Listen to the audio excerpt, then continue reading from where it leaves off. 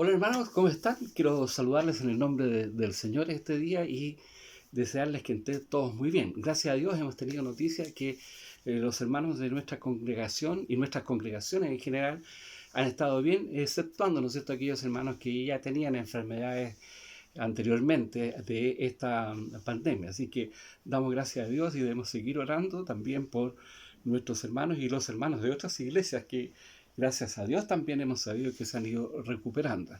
Vamos a comenzar este culto de estudio bíblico y les voy a invitar a que nos dirijamos a Dios en una breve oración. Oramos. Dios eterno, Padre Celestial, te damos gracias por la bendición de ser tus hijos, tener esta oportunidad para comunicarnos y poder, Señor, estudiar tu palabra juntos. Te rogamos, Señor, que tú puedas atender nuestras necesidades en particular, como también como congregación, y nos bendigas con tu presencia y dirección cada día para hacer tu voluntad. Lo pedimos en el nombre de Jesús. Amén. Muy bien, antes de seguir vamos a cantar un corito que dice no hay imposible, o coro, ¿no es cierto? No hay imposible para Dios. ¿Ya? Cantamos. Dice, no hay imposible para Dios, no lo hay, no lo hay. Mi Dios tiene todo poder. Él hizo todo lo que existe, el cielo, tierra y mar. Mi Dios tiene todo poder. ¿Lo cantamos una vez más? No hay imposible para Dios, no lo hay, no lo hay. Mi Dios tiene todo poder. Él hizo todo lo que existe, el cielo, tierra y mar. Mi Dios tiene todo poder. Muy bien, vamos a pasar ahora directamente a nuestro estudio. Estamos terminando vamos a terminar el día de hoy de ver el estudio del libro de Jonás, el profeta Jonás. ¿Ya? Ya habíamos visto, ¿no es cierto?, los primeros 3 capítulos de este estudio. El primero de ellos, haciendo un breve resumen muy general, hablamos acerca de quien nos habla acerca de la desobediencia del profeta Jonás, que al llamado de Dios, ¿no es cierto?, huyó ante la presencia de Dios, o pensando que huía ante la presencia de Dios, y no cumplir con lo que Dios le había mandado. El segundo capítulo nos habla acerca de la oración de Jonás desde el vientre, ¿no es cierto?, de este gran pez, donde ruega a Dios, vuelve a Dios, ¿no es cierto?, en oración, y Dios le oye. Ya, qué interesante, porque eso también nos dice que Dios, donde estemos, Dios nos va a escuchar. Y el capítulo 3 vimos anteriormente acerca de este mandato de Dios nuevamente a Jonás de ir y predicar, ¿no es cierto?, a la ciudad de Nínive, y cómo efectivamente Jonás cumplió o, o obedeció. Obedeció. Ahí está. Bueno, hoy día vamos a ver, ¿no es cierto?, respecto a el egoísmo del profeta, ¿no es cierto?, y cómo Dios tiene que efectivamente de alguna forma hacerle entender cuál es su voluntad o cuál es su propósito. Vamos a leer en primer lugar los primeros 4 versículos del capítulo 4, Jonás capítulo 4, que nos habla acerca del enojo de Jonás.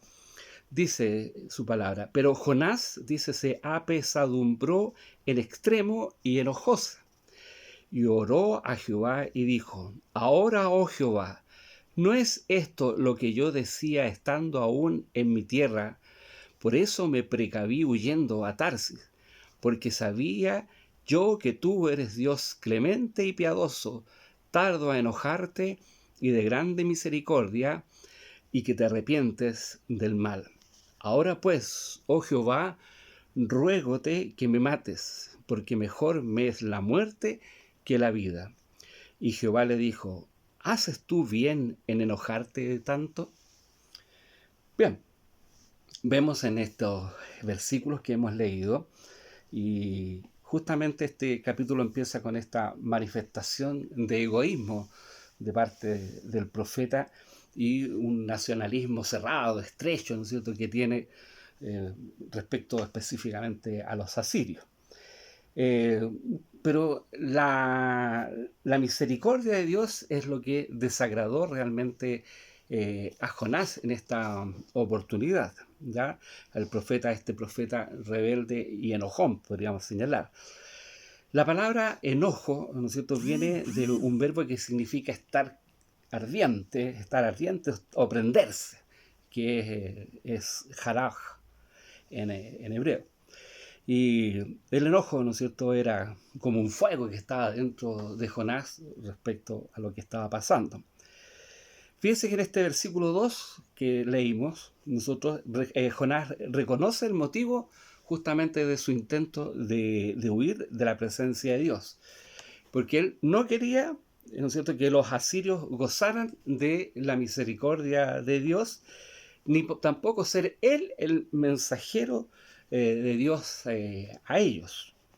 Bueno, pues tenemos que decir que de todos los enemigos de Israel, los asirios eran reconocidos como los más crueles, ¿sí? Eran muy crueles eh, estos asirios.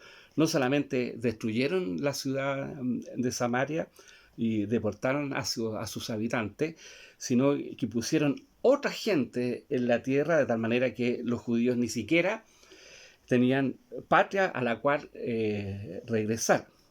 Pero este malestar de Jonás no era, o esta reacción de Jonás, o esta actitud de Jonás, no era solamente de él, ¿ya? Sino que había muchos de sus compatriotas que también hubieran huido justamente para no ser parte o no darles el mensaje de parte de Dios. Otro factor que nosotros que reconocemos en Jonás y que afectó a Jonás era su conocimiento respecto a la naturaleza de Dios. Fíjense que es interesante lo que el profeta dice, ¿no es cierto?, en este versículo 2. Dice, porque sabía yo que tú eres un Dios clemente, ¿ya? Un Dios clemente, es decir, compasivo, ¿no es cierto?, un Dios moderado en la aplicación de justicia, y mostraba esa clemencia justamente eh, eh, a favor de los justos y también de los injustos. También dice que Dios no solamente es clemente, sino que dice que es piadoso, es decir, que es compasivo, ¿ya? Es decir, porque tiene un amor que es benévolo, es decir, que tiene buena voluntad para toda la humanidad, ¿ya? Y también dice que es un Dios que es eh, tardo, ¿no es cierto?, a enojarse, es decir, es un Dios que es paciente, ¿ya?, que es lento para enojarse, lento para la ira, y dice que es grande en misericordia, ¿no es cierto?, que es el amor leal dispuesto a redimir al hombre de su pecado y entrar en pacto justamente con él para siempre. El versículo 3 que hemos leído nos habla que de igual manera como que hicieron Moisés y Elías, Jonás pidió a Dios que le quitara su vida, ¿no es cierto? Porque mejor me es la muerte que la vida, le dice. La verdad es triste esta petición de Jonás, que es una oración, recordemos, tan distinta a la oración de arrepentimiento del capítulo número 2, ¿ya? Y cuando vemos a Jonás también en el capítulo 1, podemos ver que esta vez Jonás simplemente está obedeciendo porque sabe que no podía huir de la presencia de Dios, es decir, no tenía otra alternativa que obedecer, pero él prefería morir antes que ver la salvación de los asirios. Y es triste esa posición. Y el versículo 4 dice, y Jehová le dice, ¿haces tú bien en enojarte tanto? La pregunta de Dios es en una manera suave y compasiva para reprender, ¿no es cierto?, al profeta. Bueno, la idea de Dios era justamente de moverlo a reconocer que su posición no era la adecuada, ¿ya? Sino que más bien era una posición absurda, una posición egoísta, y también moverlo a reflexionar sobre, ¿no es cierto?, la naturaleza de Dios que él obviamente conocía, ¿ya? Jonás no responde nada y era evidente que Dios tendría que hacer un gran trabajo con su mensajero rebelde y enojón. En los versículos 5 al 8 nosotros encontramos una ilustración gráfica de la enseñanza que Dios quiere entregar. Dice el versículo 5, y salióse Jonás de la ciudad y asentó hacia el oriente de la ciudad, e hízose allí una choza y se sentó debajo de ella a la sombra para ver qué sería de la ciudad. Y preparó Jehová Dios una calabacera, la cual creció sobre Jonás para que hiciese sombra sobre su cabeza y le defendiese de su mal, y Jonás se alegró grandemente por la calabacera. Mas Dios preparó un gusano al venir la mañana del día siguiente, el cual hirió a la calabacera y secóse. Y acaeció que al salir el sol, preparó Dios un recio viento solano, y el sol hirió a Jonás en la cabeza y desmayábase. Y se deseaba la muerte, diciendo, mejor sería para mí la muerte que la vida. ¿Ya?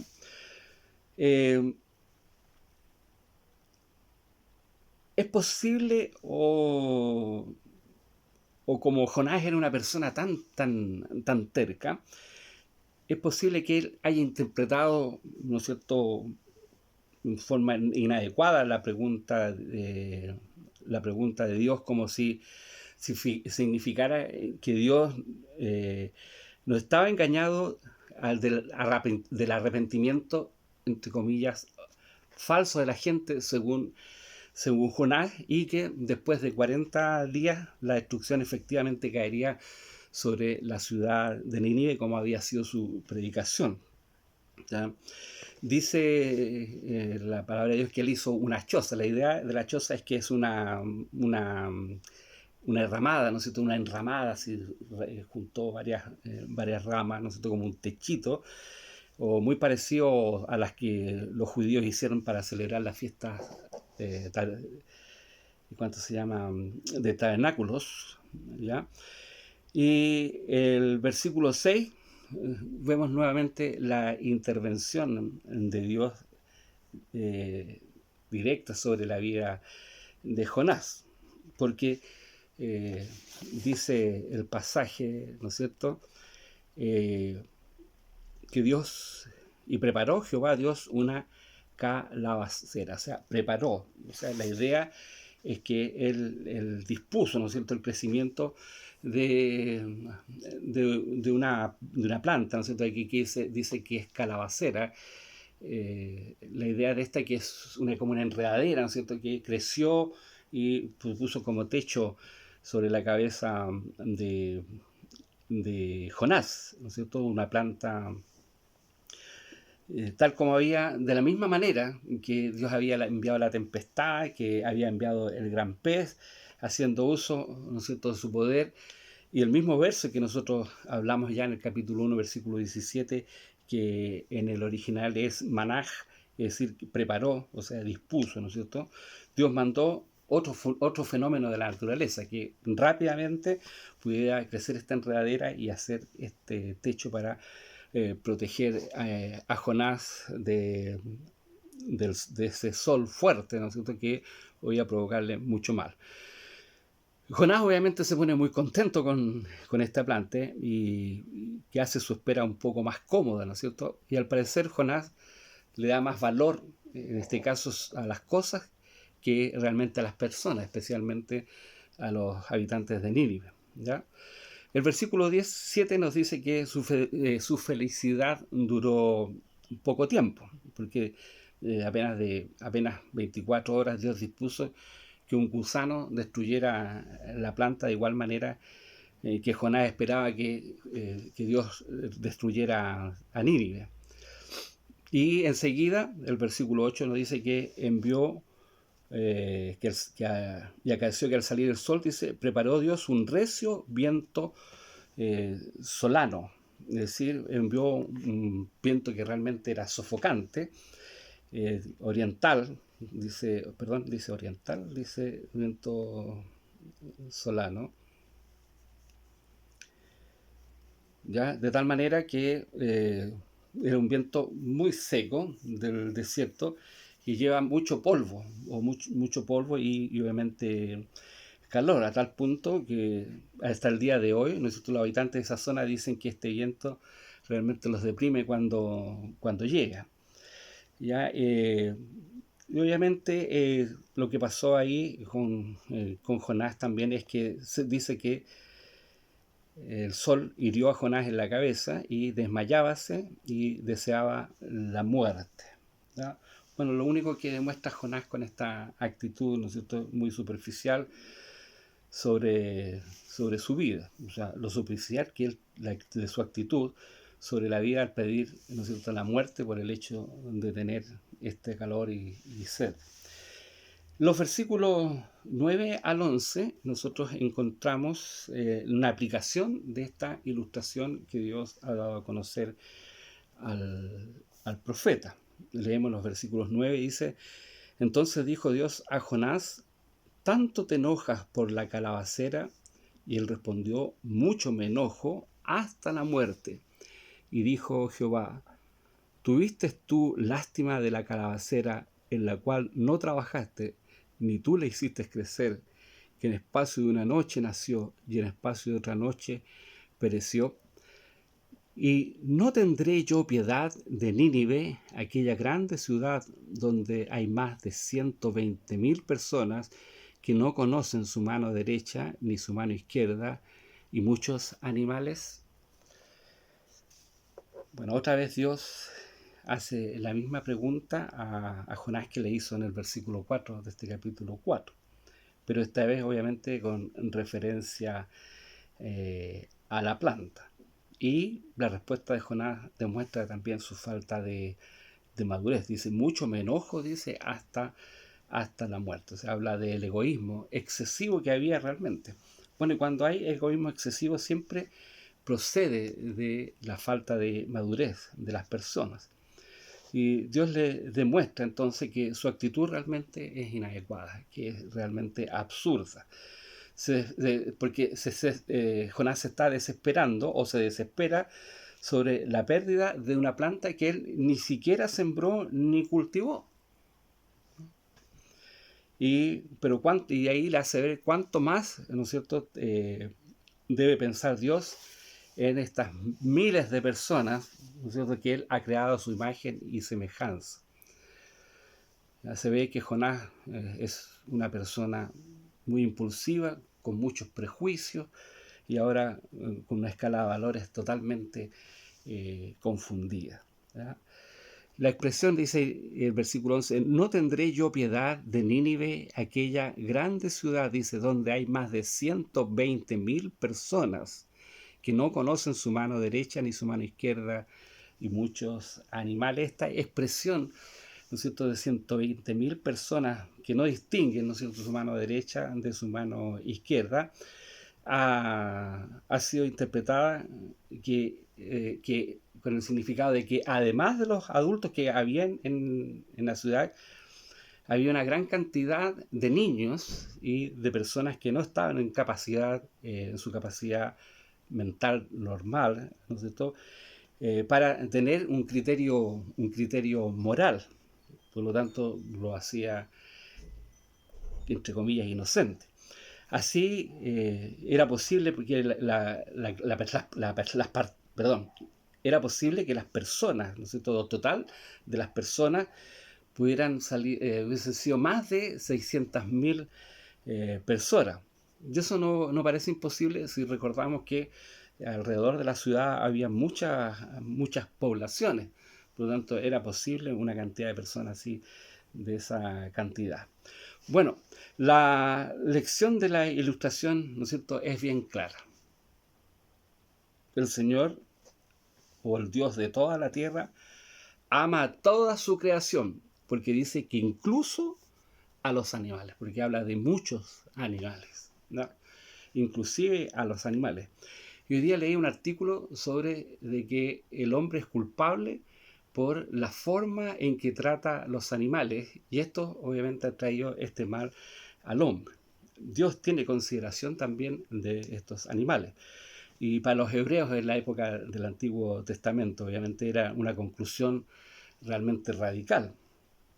Si el Señor, y esto le hacía pensar que si el Señor de Israel es también Dios de Nínive, ¿cuáles serían los privilegios que ellos tendrían entonces? Ya si tenemos que compartir a Dios y el cuidado de Dios con todas las demás naciones.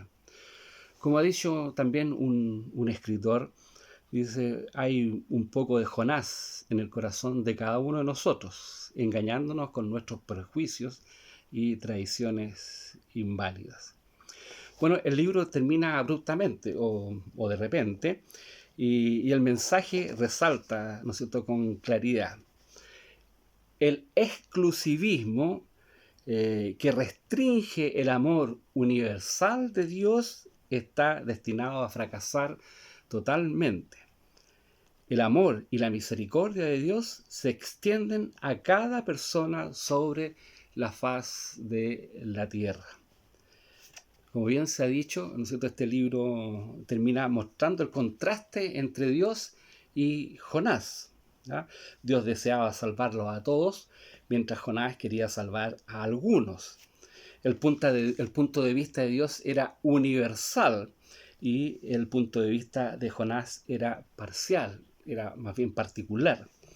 Obviamente entre Jonás y Dios había un conflicto de voluntad. Jonás no negó que el sueño de Isaías y Miqueas, que un día gente de todas las naciones iban a correr al monte de la casa de Jehová. Como tantos en aquel entonces y hoy día, pensó que Dios haría esto en la era mesiánica.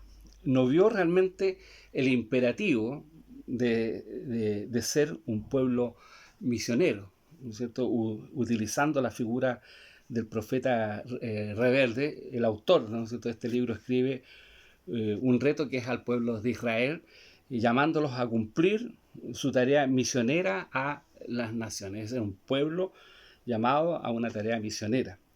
Si no se cumpliera con dicha misión, obviamente Israel iba a negar o negaría el propósito de su elección al ser pueblo de Dios. Y el libro no se escribió tanto para mostrar la compasión de Dios, sino para desafiar a Israel a cumplir su destino como una nación profeta a las naciones. Hermano, todos nosotros como cristianos somos herederos de esta misión profética al mundo entero. Dios quiere que vayamos a proclamar el mensaje, ¿no es cierto?, redentor de Dios para la humanidad, las buenas nuevas de salvación. Marcos nos dice, ¿no es cierto?, id por todo el mundo y predicar el evangelio a toda criatura. Que Dios nos ayude, hermanos, para que podamos cumplir con este propósito de Dios.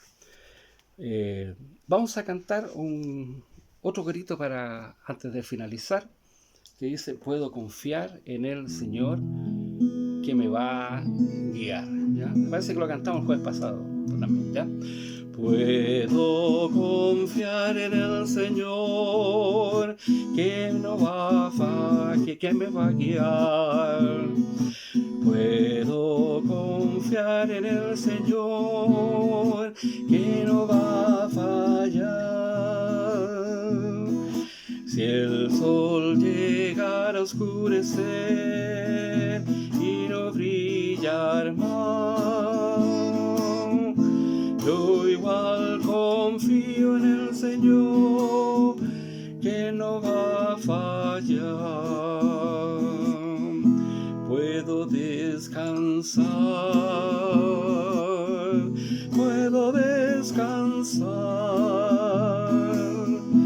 que una mansión Cristo me dará.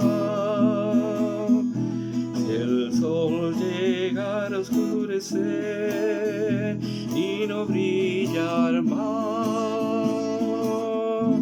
Yo igual confío en el Señor, que no va a fallar.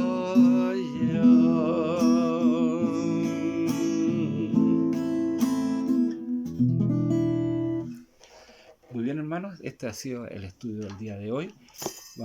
Les invito a seguir orando, ¿no es cierto?, por la contingencia en que estamos viviendo y especialmente por los hermanos, por las necesidades de salud, por las necesidades de trabajo, por las necesidades de contar con todo lo esencial para vivir cada día.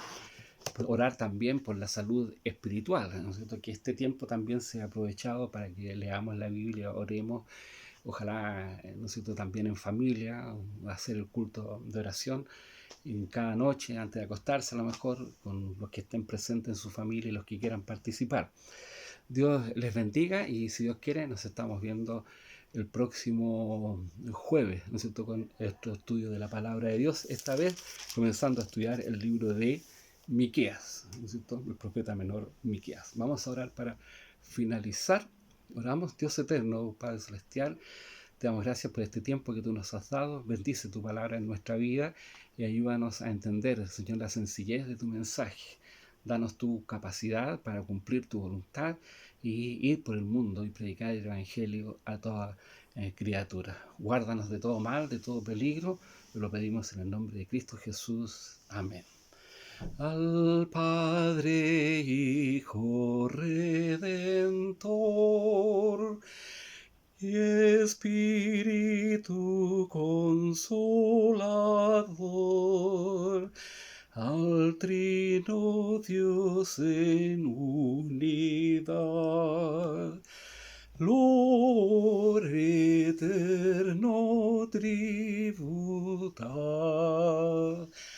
Amén. Hasta pronto, hermanos. Que Dios les bendiga.